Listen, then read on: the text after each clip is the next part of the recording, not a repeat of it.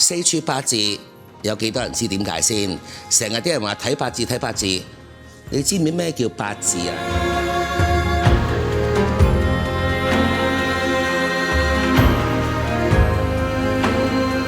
四柱八字有啲人叫子平八字，有啲叫八字算命。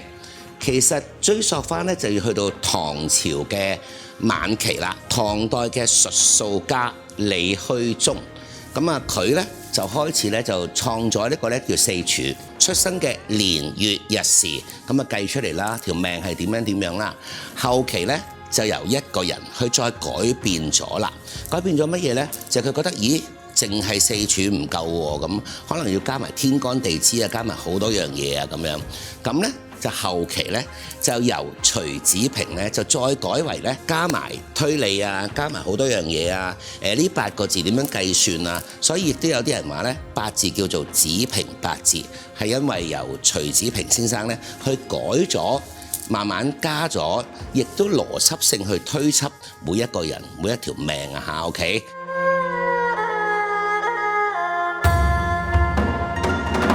首先，大家個心裏邊咧有8個格嘅，上邊4個格，下邊4個格。咁上面嗰4個格咧叫咩咧？就係天干啦。咁啊，天干有幾多啊？知唔知啊？天干咧有10天干。咁下邊地支咧就有12地支啦。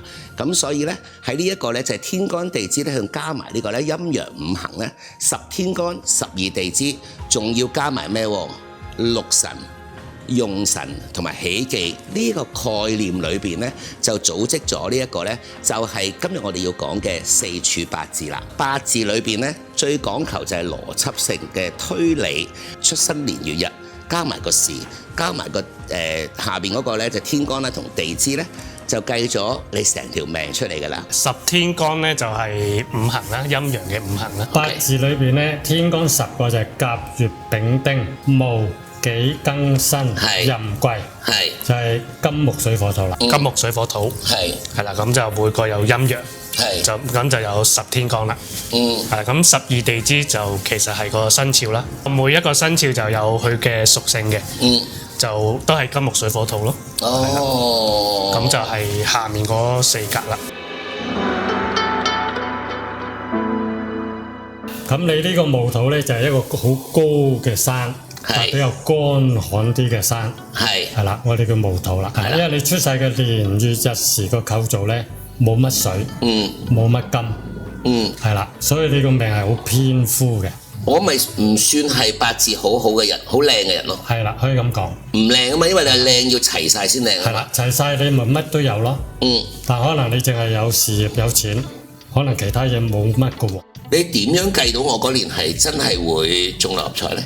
嗱，因為你屬戊土啦，咁你嘅財星就屬水嘅，同埋嗱你個八字你要金同埋水，即係頭先你提過嘅用神啊、喜忌，就你就要金水。用神喜忌就係金水啦。係啦，係啦，咁水就係你嘅財啦。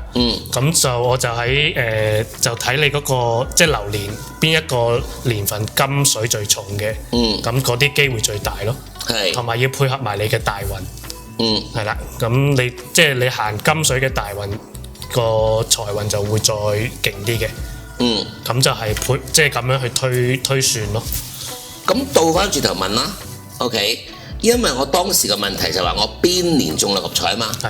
咁如果你就咁睇呢一個嘅盤，冇話俾你聽中六合彩，你睇唔睇到呢一年係會有大嘅偏財入啊？都睇到。都睇到嘅。